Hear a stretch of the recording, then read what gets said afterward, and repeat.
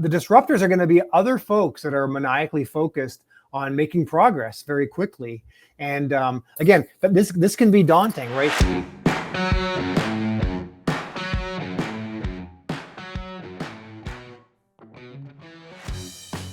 Welcome back to another episode of the Collision Vision, driven by Auto Body News. As always, I'm your host, Cole Stramberg, and today we kick off a special episode in our Collision Repair Influencers series with one of the most respected voices across the entire automotive and mobility space.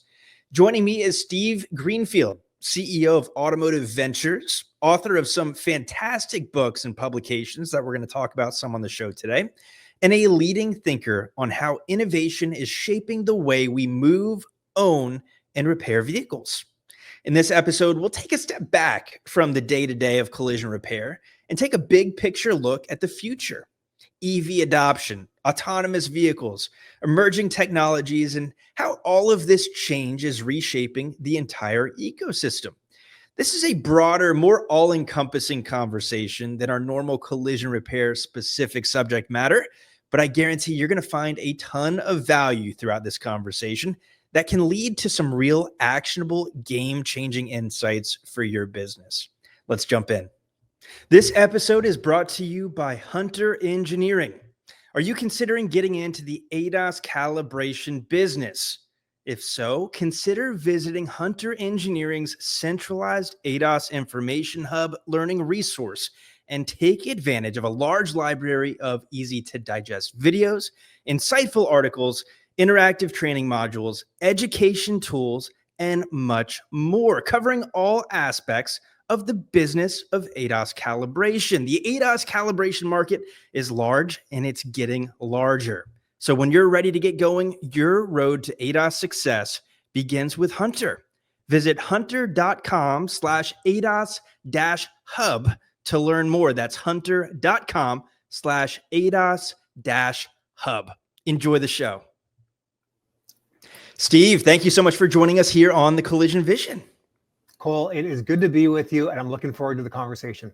Me too, man. This is going to be a very different conversation than we normally had, but I think it's going to be so valuable, so insightful. It's one that I'm personally very much looking forward to. Before we dive in, I've studied up on you. I've followed you for a long time. I have some of the books that we'll talk about later on my phone, in my Kindle app right now. Big fan, but would love to have you introduce yourself in your own words.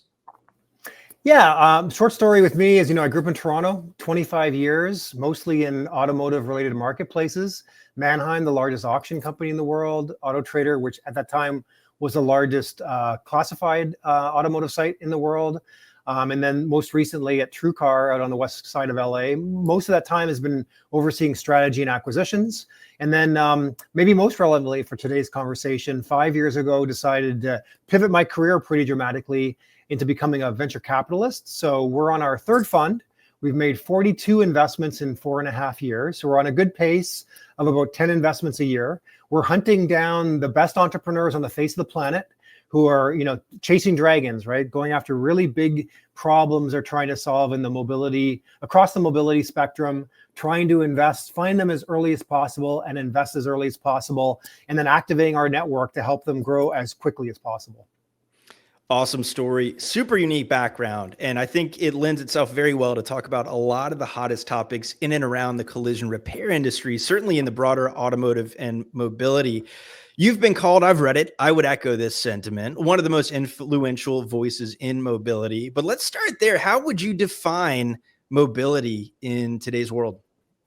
Yeah, great question, because different folks define it different ways. We quite simplistically say, if you're moving humans or cargo across the modalities of land, sea, air, or space, that's kind of how we think of. So think of that 2x4 matrix. That's how we think of mobility. And then within that, obviously, there's a lot of nuances, but at a high level, that's sort of how we see the mobility spectrum, which includes a lot of stuff. Love it. Fantastic. Super helpful. We talked a little bit about, before we hit record, the definitions of automotive and mobility. So I think that's helpful in painting the picture here. I want to dive deeper later in our conversation into the books as I referenced, but in your book, The Future of Mobility, you describe a fundamental shift in how people move and how vehicles fit into that. What are some of the key themes there you can share with us today? Yeah, I mean, it's hard to get down into a couple of sentences. I mean, given the pace of change, but the way that we've kind of moved humans in cargo for the last 100 years has been dramatic, right? We had the Industrial Revolution. Who knows? 100 years ago, we weren't flying planes around, right? But the way that we move today, though, has been static for some time, but the pace is increasing. So pick up any publication, and literally every day we're seeing something on Elon Musk, either with electrification of vehicles or trying to colonize Mars. We see movements towards hydrogen and ammonia as alternative fuels. We see the autonomy with Waymo. I'm here in Atlanta, and they've mapped the city now, and they're starting to offer Waymo rides in Atlanta. And it's eerie the first time you hop in one of these autonomous vehicles, but 30 seconds or a minute in, you're like, wow, this thing's really making good decisions. And as a result, I'm really comfortable. So, it's very interesting. I think we'll hopefully the future will prove that we're at a good time to be investing, because there's kind of an inflection point across many of these sort of modes of transportation right now, not the least of which is autos. I'm sure we're going to dig into it, but the automobile itself is getting much more sophisticated, a lot more technology, and as a result, it's becoming a lot more complex to repair these things, and there are a bunch of downstream implications from that. So I'm very excited to be where we are. I'm thankful that this pace of change, which can be intimidating to some folks, to me is exhilarating, and I think it's a great time to be trying to pick the winners for the future. I'm happy you said that, because the innovation in our space is happening at just this level and pace that makes your head spin. And, it is tempting to be scary. It is tempting to look at all the challenges that this innovation creates, but there's opportunities there as well. What do you view some of the biggest forces driving innovation today? Why is it happening? Yeah, I mean, the context is good because, the way that we've kind of sold vehicles and service vehicles has been pretty static for the last 100 years, right? The way the actual retail process for a Ford Model T, as they rolled off the production line, isn't that different than selling a vehicle today. So it's sort of shocking in some ways. I think humans have this frailty where there's like this recency bias, right? We think that we look at the recent past and we think, oh, that's the way things are going to be in the future. And right now, that's a bad weakness, I think, in our decision making. To answer your question, I think what's happening is that we had a confluence of a bunch of new technologies, right? Battery technology, while sort of like hasn't been the breakthrough that some had expected a couple of years ago, is sort of like on a march forward. We're hearing out of China that we've got now solid state batteries that can accept a 5-minute charge and go over 1,000 miles. When these technologies trickle down to the average consumer in the US, I think EVs become a viable alternative for many cases against ICE vehicles. I think that we're seeing more technology in the car. So the cars, ironically enough, are getting more expensive and more complex, but a lot safer. Forget it, full autonomy, even just like driving assistance, ADAS right now, the cars are a lot safer. And that means just like the actual percentage of vehicles that are in an accident is going to continue to drop. And they're going to be very safe. You're going to be able to get in a car and it's effectively going to protect itself. And then, you talk about autonomy too. I mean, we were 10, 15 years too early in terms of calling full autonomy and widespread adoption, but we're seeing evidence of that right now. So, and then not to mention, even I'm sure we'll get into AI as well today, but AI unlocks a lot of efficiencies.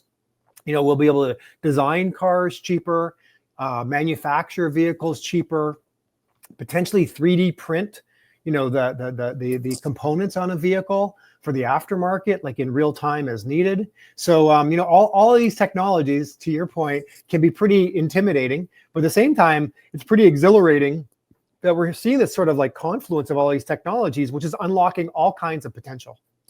There's never been a better time to be in and around this industry. I think the opportunities moving forward with all this change are going to be tremendous. Before we hit record, we talked about holding each other accountable to where we don't go down too many rabbit holes, but I'm going to lead us off going down a rabbit Okay. hole right off the Lead bat. away, my friend, lead away.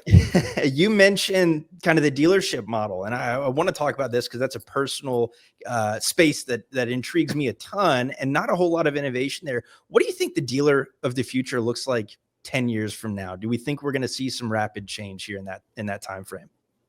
Well, it's funny. I mean, this is kind of the world that I've been most adjacent to for the last 25 years. And, three times in my history, my 25-year career here, the dealers were going to get disrupted, right? First, it was going to be the internet. And why wouldn't people just buy online? Well, that didn't happen.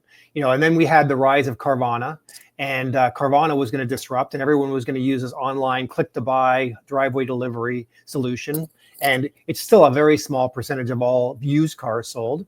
And then we had COVID, right? And COVID was going to not only drive all of us to go buy cars and have them delivered to our homes, but then the automakers, looking at the Tesla model, they were going to sell directly and totally disintermediate the dealer. Well, none of it's happened, right? 99 point something percent of all cars in America are still bought from dealerships face to face, despite the fact there's all this enabling technology. So it's a very complex deal, right? So you've got like a trade-in. I don't know whether or not I can get the thing financed, and what my credit score implications are going to be, and whether I'm going to qualify for incentives. And then I got to negotiate the price of the car. And then I want to go in there and get social proof that this dealer's trustworthy because I may service my car there. So it's the second largest investment after a home that people typically make in their lifetime. So it's fraught with all kinds of emotion. And I think that the dealer model has been eerily defensible during all of that. So I think maybe it's not the answer you want to hear, but I do think 10 years from now, we're effectively buying cars kind of the same way. It's from franchise dealers. What we're buying is the bigger question. I think that dealers will offer mobility services, and whether that's a monthly subscription, whether that's an EV or it's powered by hydrogen or whatever it's powered by, whether the car is partially or fully autonomous, I do think it's likely that we're going to be buying cars. Now, the one exception I'll say is, like, as autonomy drives down the cost per mile for ride hailing, Ubers, Lyfts, I do think that folks that are in like very dense urban metros, like I'm an example, I'm in Atlanta, and most of my trips are back and forth to the airport. It's 15 minutes or 30 minutes, depending on traffic. Would I ever not have a car? Well, if the cost per mile is low enough, and I can literally summon a car every time I need through an application on my phone, maybe. And I think that, folks in dense urban areas might switch from car ownership to ride hailing if autonomy hits, drives down costs, and it's convenient and ubiquitous. Possibly. I don't think that's going to disrupt the volume of new cars sold every year.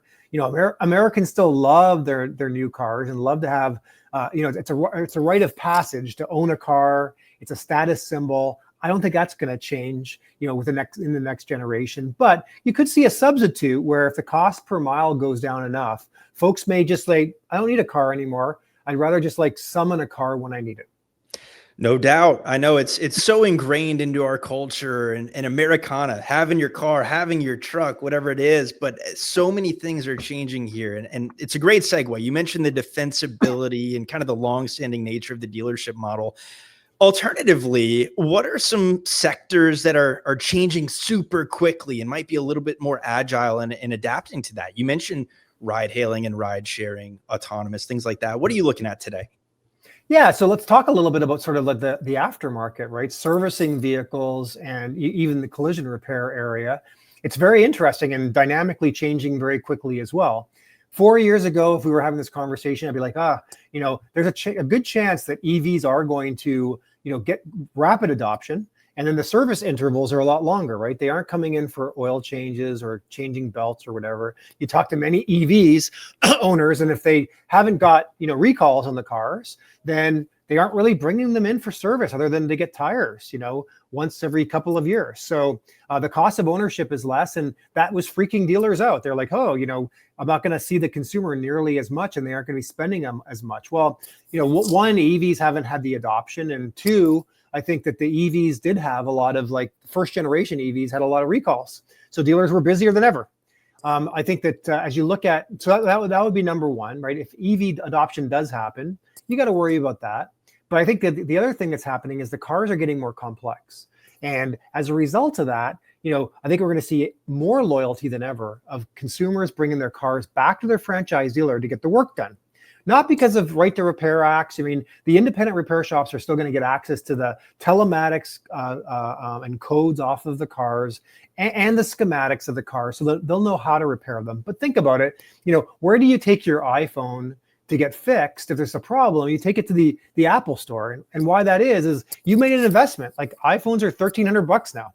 And you made a significant investment, and like, I wouldn't trust anyone but the Apple store to work on that phone. So I think that consumers, as the technology becomes more sophisticated, are going to go back to their franchise dealer to get the work done more than they've ever done before. And then there's the collision repair, like the same dynamics playing out, where you've got cars that are much more sophisticated, a lot more technology, which is really, disrupting the insurance providers to try to figure out, how on earth do I write a premium on this vehicle that's being built in a way where many of the components are not repairable. They have to be replaced. We've got a shortage of technicians for the maintenance of cars as well as the repair of vehicles. And I think the same dynamic will play out, right? The OEMs will have such sophisticated technologies within their cars that it's going to be very hard for the independent repair shops to keep up and stay abreast of all these OEM certifications, the specialized technician skill needed, and the specialized tools that are going to be needed OEM by OEM to work on these cars. So again, that can create a lot of anxiety, but I think there's a lot of opportunity for new entrepreneurs who are really innovating in this space. Speaking my language, Steve, 2 points to that. We've seen over the past decade the number of body shops decreasing, even though the overall size and revenue and scope of the industry is increasing. It's expensive to fix cars now, and it's even more expensive to fix them right. And that's why you can see the two sides of that coin, though, and the opportunity that presents. To start the year, we did a whole series about the end of the era of the single store generalist body shop. And that's why it's really tough to get that ROI if you're going to fix every car, hopefully the right way, and not scale. So a lot of things to like and dive deeper into. I want to talk about the EV piece of the equation. That is one of the biggest stories in automotive right now, and the adoption of those EVs. Where do you see the adoption curve sitting today? And do we think that's going to accelerate or decelerate moving forward? Yeah, so that's the billion-dollar question when it comes to investing in plants and JVs with the Chinese around battery technologies and these kinds of things. So let me answer it two ways. One is, and this may not make a lot of fans, with our audience, but long-term, EVs will be the dominant drivetrain on the face of the earth. If you go at 30 years, and just think of this, right? Is the average consumer going to care whether or not they're filling their car up with gas or they're plugging their vehicle in? And they're not going to care. And this is why. When the vehicles can be charged in the same amount of time that it takes to fill up gas, and they have a range of over 1,000 miles, and charging is invisible, meaning, with inductive charging, kind of the same way that you put your iPhone on a cradle and while it's sitting there, it's charging. This is what charging of the future is going to be. Future generations of kids are going to look back at us and see old movies with wires being plugged into cars and be like, why would you ever plug a car in? It just is going to be totally it's like rotary phones are today. Like, kids nowadays see a rotary phone and they're like, what is that? Like, why would you ever use that? They're used to like an iPhone with Wi-Fi. So I think that the same thing will happen. So when cars have like effectively unlimited range in one charge, they can be charged up within minutes. And by the way, they stay topped up at all times, because whether you're parking at Starbucks or driving along the street, it's always going to be charging through inductive charging. Then why would a consumer ever buy a gas car? I've got tailpipe emissions. I've got to go fuel it up once in a while. Gas is more expensive. I have to go in and get it serviced more often, et cetera. People are going to look at ICE vehicles, and trust me, I love, V8s with manual transmissions, but future generations will look back. It's like Mel Gibson in The Road Warrior, right? The last of the V8 interceptors. It'll be relegated to like some, anachronism of the past. Having said that, so you may or may not believe all of that, but having said that, in the short term, we've had massive adoption problems, right? Consumers, for all the reasons I just said, just flip it on its head. They worry about range. They worry about charging time. They worry about charging availability. It's kind of a pain in the butt to remember. And if I am running low on charge, it isn't as easy as just popping into my local gas station and in 5 minutes getting filled up. So I think for a lot of consumers, and then there's charger availability in general. Can I even get a charger at home? And not if I live in an apartment building in New York City. So there have been all kinds of resistors against EVs.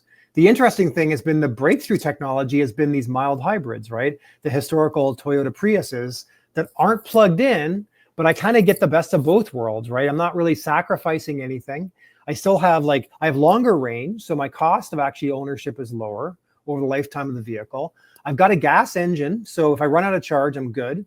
But meantime, the EV runs when the gas engine isn't and extends my range, which brings down my cost of ownership. So that's been a good hybrid technology and has been very popular the last couple of years, which, by the way, is really good if you're in the aftermarket maintaining the vehicles, because you've got twice the complexity of the car. You've got a gas engine and an EV in the same car. There are more things to fail and more things to repair.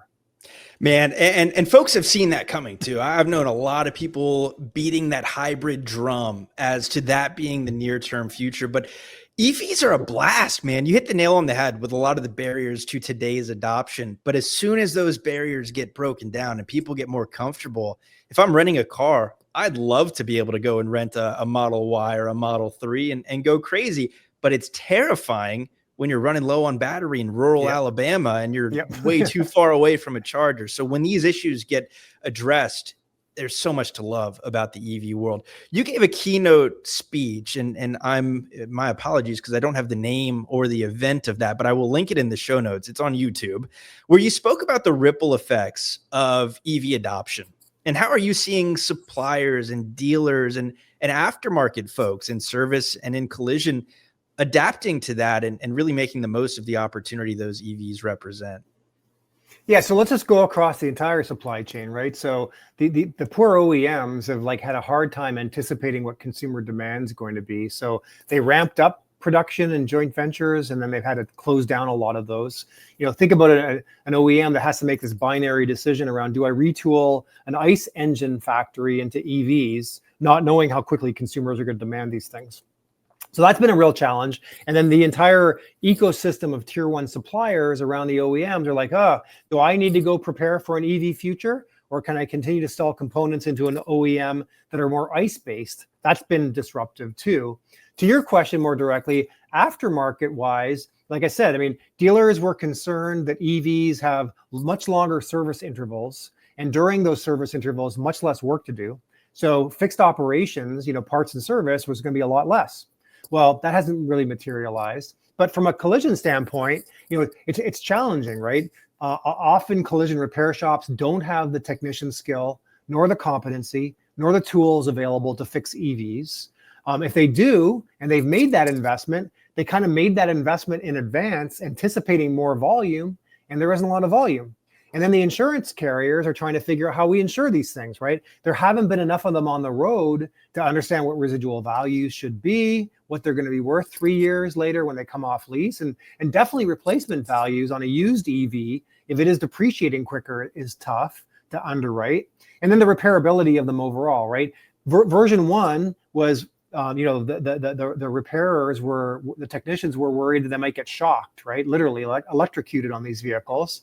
And so there's safety provisions that have to be taken, but there's a lot of specialized tools. So if I'm a collision repair shop, I need to be making investments ahead of volume that may or may not materialize. And, if I have a technician that specializes in EVs and tools, how am I penciling that ROI? So there've been a lot of uncertainty, and this is all growing pains, like natural growing pains that will alleviate themselves over time. But it has been a challenge to folks all across the entire supply chain of vehicles, from new production all the way to collision repair in the aftermarket. No doubt, right? It sort of comes back to change is scary at its face, but man, the opportunities that can arise from that, if you make the gamble and it's an educated bet and it pays off. There are some fantastic businesses around the collision repair ecosystem that went all in on some of these changes, and man, has it paid off? I'm sure there's plenty of stories on the other side of the coin as well. Something I'm super excited to talk to you about is something that we mentioned earlier in our conversation. We mentioned maybe some of the false starts in the messaging around it, and that's autonomous vehicles.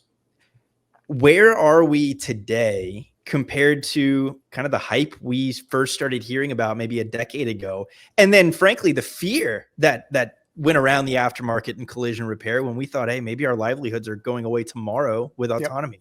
Yeah. There's a slide that I like to show, and not to poke at anyone in particular. All the consultants were talking about this, but it's a Morgan Stanley slide from 2012 that said by this point, 100% of all cars would be fully autonomous. And that was going to disrupt, to your point, a whole bunch of industries, right? Consumers would no longer be buying cars for their driveways because they'd be able to summon cars on demand whenever they wanted. So dealers would effectively go away.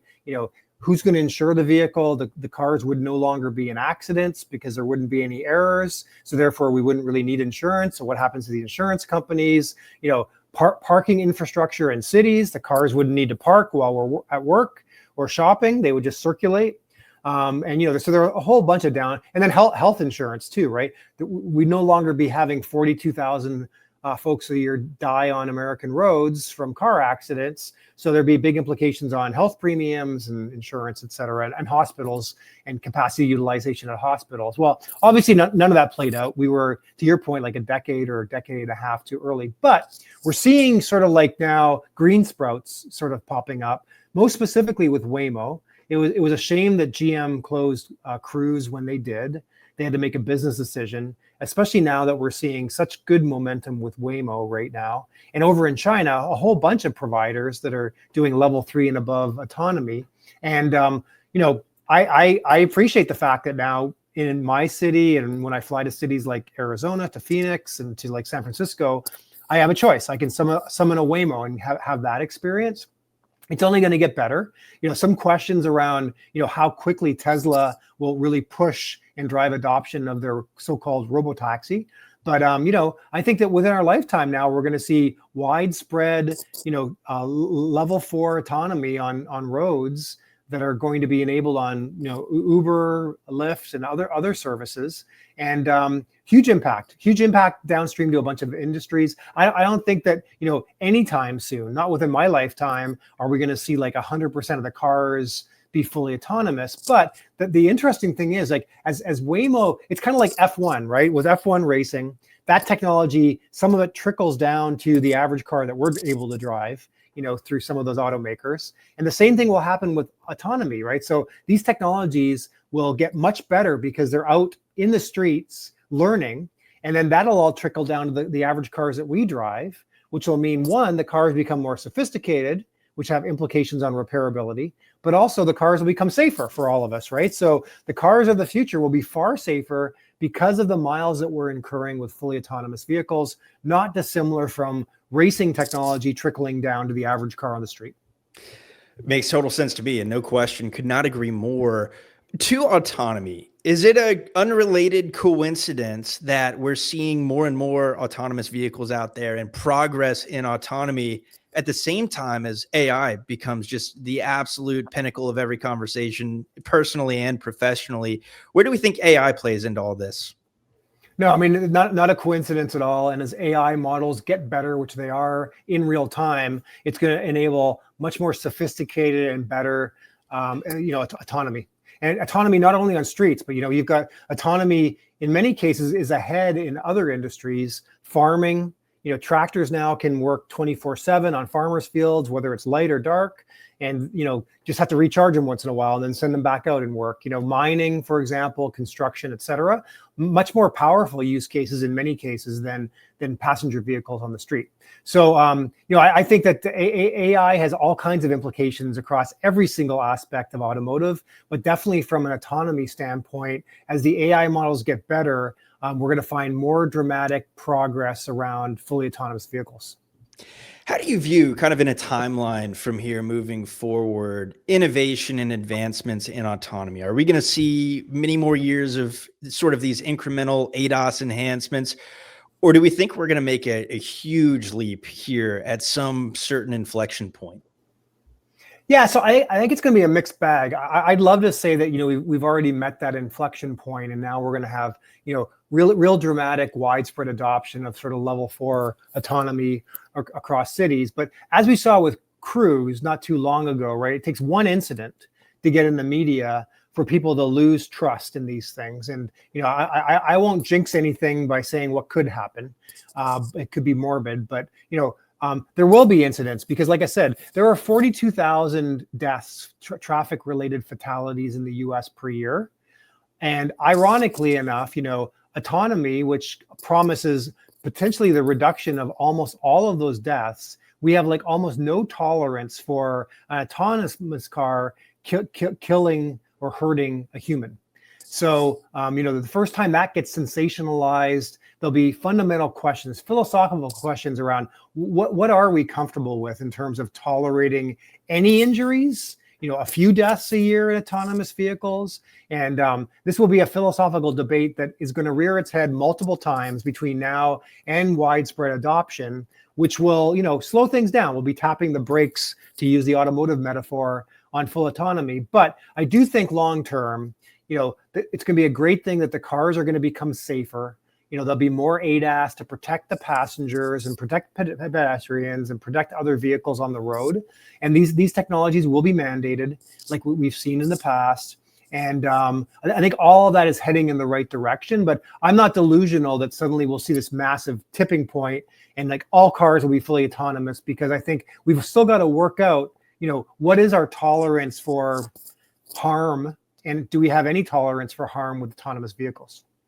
Man, yeah, the philosophical debate that we're going to continue to have here over the next decade, 2 decades, 3 decades, whatever that time frame is going to be insane to witness. And I remember joining the industry about a decade ago formally and hearing some of those debates off the bat. And it was sort of used as a defensibility against it. And I think we're past that. But the mindset around all of this advancement and innovation, I think as an industry, we've become more accepting and excited about the possibilities, more so than trying to put up blockers to keep it from coming. I want to bring all of that home here a little bit later in our conversation. But before I do, I want to talk about some actionable insights we can give to our listeners, who many of whom are business owners who are questioning a lot of their future based on what's going to be out of their control and advancements across the industry. You've seen a lot of successful companies. You've been very involved in a lot of successful companies. How do the most successful companies and leadership teams position themselves for disruptive change that we've seen and are going to continue to see? Yeah, I mean, this is the balance right now. You could spend all of your time reading and consuming and paying attention to these things. And so I think that it's important in life, and one of the keys to success in life is focus on the things that are controllable and try to ignore the things that are not controllable, right? You can be aware of those things, but it's not things to lose sleep over, things that you literally cannot control. And I think drawing that line for your business, depending on where you are in the various aspects of the automotive business, is important. And then trying to figure out how you can stay abreast of all of these things in an efficient way, where you aren't just constantly reading emails and, going into endless rabbit holes around reading and watching videos, et cetera. And I think this is the balance. So I think being really understanding very crisply what your business is and where you want to take it in the future, where there may be an intersection with some of these disruptive technologies, but more importantly, the things you can ignore, right? The things that you have a high degree of confidence, this is either never going to happen or never going to intersect with my business. So while it might be intellectually curious, right, to go pursue that thing, do that in your spare time. Don't make it, something that your employees obsess over. And this is going to be increasingly hard, right, with access to social media and social sites, with, the pure amount of unfiltered information that we're getting. Everything's a crisis. It's really hard sometimes to discern what things we should be kind of discerning between the signal and the noise, right? Where is there the signal? What signal should I be paying attention to? And then not paying attention to any of the surrounding noise is going to be a constant challenge. But you as a leader need to make that decision consciously and then help your employees decide what is signal and what is noise, and give them the ability to say no to the stuff that's just noisy and not going to be consequential to your business. Unless I missed something in my reading up, you are not a psychiatrist, but I am going to ask you for a little psychological and psychiatrical advice. Fire away. I'm sure at some point in your career, this innovation and change was intimidating to you. Now in your current role, I'm sure to an extent you get excited by it. You love to see it full blown. What mindset and mindset shifts should entrepreneurs and business owners be adopting in order to take some of these challenges and turn them into opportunities and thrive in the face of innovation? Yeah, I mean, I'll use an old sports adage, that the best defense is a great offense. And I think right now with the pace of change, no one can possibly stay abreast of all of these changes, right? So I think, the key is going to be focus and then just aggression, focus and aggression. Like understand which ball you're trying to move down which field, and then just like focus maniacally on moving the ball down the field, and don't pay attention to what's going on in the grandstands, right? I'm going to lean into the sport metaphor here, but I do think that's what's key now. And you can't be playing defense right now. It's just like, it's too hard to think about who's going to disrupt me and where are they going to come from, et cetera. The disruptors are going to be other folks that are maniacally focused on making progress very quickly. And again, this can be daunting, right? The old guard, the old big defensible businesses are being challenged. You look at what's happening with Google right now. Gartner says that next year in 2026, Google search traffic will be down by 25%. If you've gone on Google recently, you realize what they're doing. They've got this AI overview section at the top of every search result.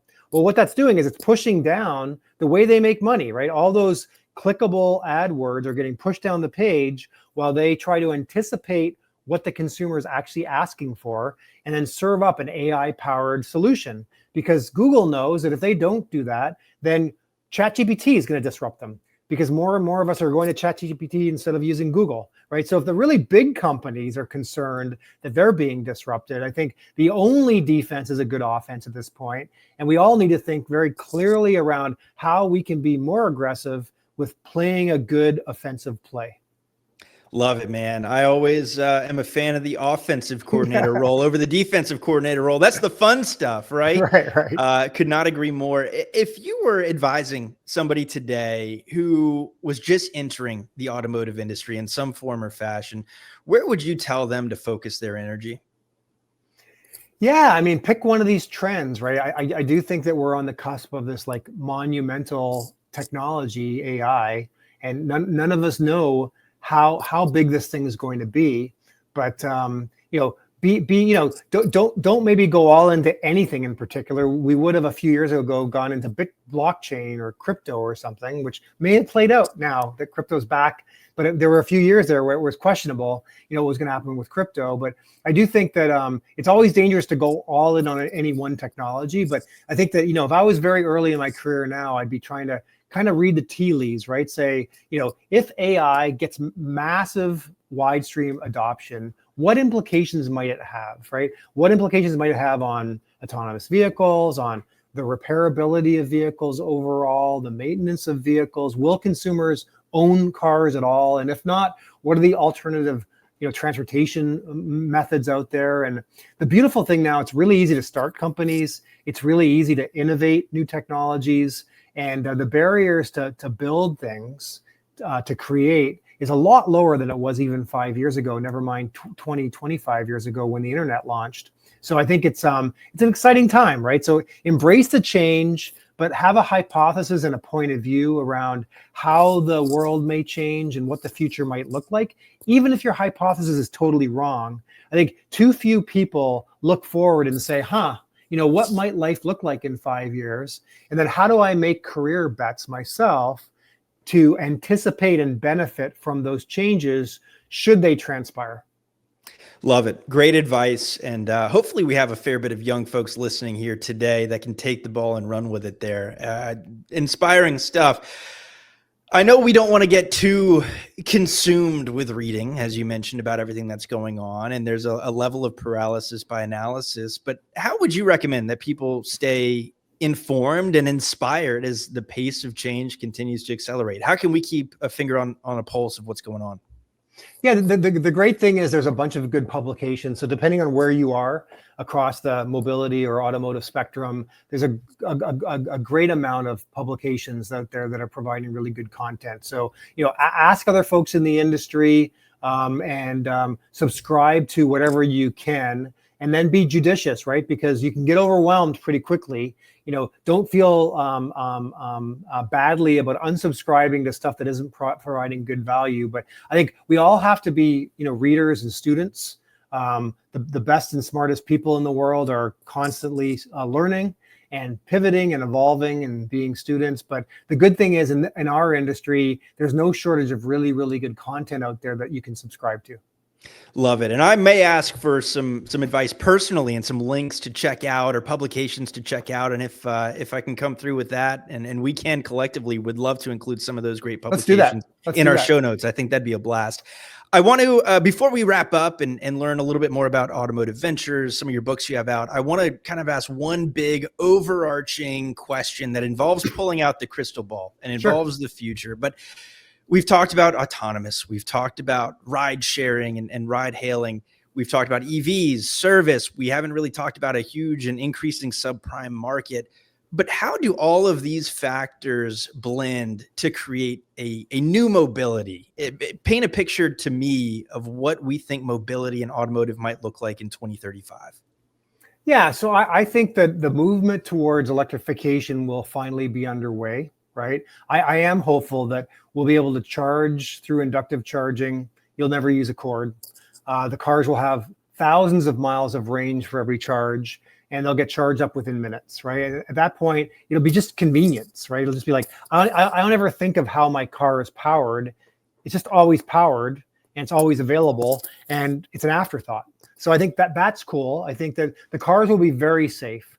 I don't know that our cars will be fully autonomous. Like I'll be sending my car off at night when I'm sleeping to go make money by delivering goods or, Uber Eats or whatever the business is at that point. But it could be like, it'll have the capability to be able to be a revenue generator. The electric car should be able to be plugged into the grid. So whenever during the day, electricity prices are high, it's selling electricity back into the grid. And when electricity prices are low, it's drawing power down from the grid. So you look at your electrical bill every month and it'll be either neutral or you might actually make money based on that, right? So I think there are all kinds of interesting ways that things are going to evolve going forward, which isn't too much of a stretch of the imagination. I think we'll still own cars, but the combination of autonomy and the combination of electrification adds to all kinds of interesting implications to, how low it is to own a car and maintain a car, but also just how convenient cars are going to be to enable what we want to accomplish in life, right? So how great will it be when we can hop in the back seat and either play with our kids, or we can play a video game or read on the way to work and not have to worry about the safety of the vehicle. And I think that's all within the next 10 years. Man, fascinating. And so appreciate your perspective and insights into the future. After all, you are a man about the future. And I want to talk about a few of the things you have going on out in the world and publications. You have a show called The Future of Automotive. You have 2 books out called The Future of Automotive Retail and The Future of Mobility. Give us a little overview on all of that and what you have going on. And I'd like to include links to each and every one of those in the show notes. That's great. And if anybody who's dialed in today wants a copy of the books, just ping me. I'll send you copies. So happy to do that as well. You can find me online, wherever. But, I think a lot of this is self-serving, right? So my day job is investing. We're trying to find the best entrepreneurs on the face of the planet that are benefiting from all of these trends. So I necessarily have to have a 5 or 10 year view of how things might play out. So then to crystallize those into books or podcasts or whatever it is kind of natural. It also helps because anybody who wants to either invest in our funds, or if an entrepreneur out there might want to say, like, how does this guy think, right? And do I like how they think? And does it align with the way I'm seeing the world? And would I want to take money from him in terms of an investor? It codifies all that, right? So cements all that and allows people to pick it up. And they might not agree with me. I'm definitely not going to be right. I'm not going to be right about everything, but again, having a thesis, a hypothesis about how things might play out in the future helps me as an investor, and then fosters really good debate. So there are a lot of people that come up to me at conferences and don't agree with something, and that's good. That's cool. I'm a student, and I'm always open-minded to learn from other folks that have a point of view. And so anyway, so I think it's very, very good. I think everyone should look into the future and try to anticipate sort of like, as Wayne Gretzky said, where the puck's going. And I think all of us benefit from that. And I'm just trying to do my part for this industry. Love it, man. Awesome stuff. And appreciate you putting yourself out there, because I know I found it very helpful. I think many others have as well. We talked about Automotive Ventures a couple times throughout our conversation, but would love to land the plane there. Talk to me about who you are, who you invest in, and I guess give me an overview there. Yeah, so I mean, we are trying to invest in these trends, right? So we have one of our funds is a vertical fund. We've got car dealers. As the investors, we're investing in solutions that benefit car dealers, whether it's generating more revenue, taking out costs, driving efficiency. But the other two funds are, we'll go hunting for anything across the mobility spectrum globally. So it doesn't only have to be ground transportation. We're also looking at, marine and aviation. We're looking at supply chain. So we've made some investments more recently in third-party logistics and trucking and payments and these kinds of things. So anywhere where there's pain out there that's being suffered from customers, we're hunting for really great entrepreneurs that are talented, that are trying to alleviate that pain and build great businesses. So we invest early as possible. We invest in awesome teams that are chasing down really big problems. So if you ever come across anyone out there, if you ever come across really talented entrepreneurs building anything in the mobility space, we'd love to talk to them and see how we can help and potentially entertain an investment. Love it, man. That's awesome. It's great. Many of those out there, some inspiring folks across this industry doing some amazing things. I know many of whom you work with and know directly. Where can people follow along with you and get in touch with you? Yeah, so automotiveventures.com, simply. My email address is steve@automotiveventures.com.